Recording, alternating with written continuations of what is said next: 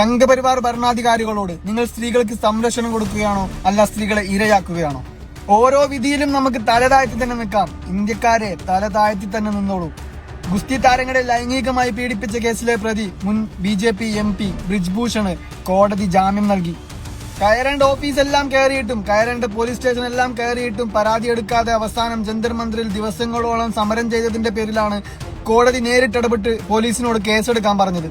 2 വർഷത്തോളമായിട്ട് അതിന്റെ വിചാരണയായിരുന്നു. പക്ഷേ തന്റെ ശ്വാസം ചെക്ക് ചെയ്യാനാണെന്നും പറഞ്ഞ് ടീഷർട്ട് പൊക്കി പിടിച്ച് തന്റെ വയറ്റിലൂടെ കൈ അടിവയറ്റിലേക്ക് കൊണ്ടുപോയപ്പോ അവന്റെ ഭീഷണിയും അവന്റെ അധികാരവും എന്നെ ഉപയോഗിക്കുകയായിരുന്നു എന്ന് പോലീസിനോടും കോടതിയിലും മൊഴി കൊടുത്ത ആ പെൺകുട്ടിക്ക് നീതിയില്ല. ആ പെൺകുട്ടിക്കും അവളോടൊപ്പമുള്ള മറ്റ് 5 ഇരയാക്കപ്പെട്ട പെൺകുട്ടികൾക്കും നീതിയില്ല.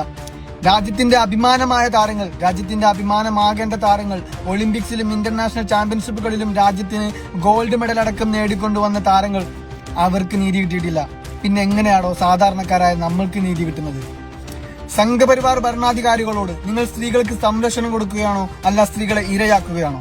ഗുജറാത്തിലെ സംഘപരിവാറുകാർ ക്രൂരമായി ബലാത്സംഗം ചെയ്ത ബിൽക്കീസ് ബാനു കേസിലെ പ്രതികൾക്ക് ജാമ്യം കിട്ടിയപ്പോൾ അത് ആഘോഷിച്ച അവരെ വരവേറ്റ ഒരു നരാധമനാണെന്ന് വിദ്യാഭ്യാസ മന്ത്രിയായി നിലനിൽക്കുന്നത്. ഗുസ്തി താരങ്ങളെ ലൈംഗികമായി ഉപയോഗിച്ച പ്രതി ഇന്ന് ജാമ്യം കിട്ടി ഇറങ്ങി വരുന്നു.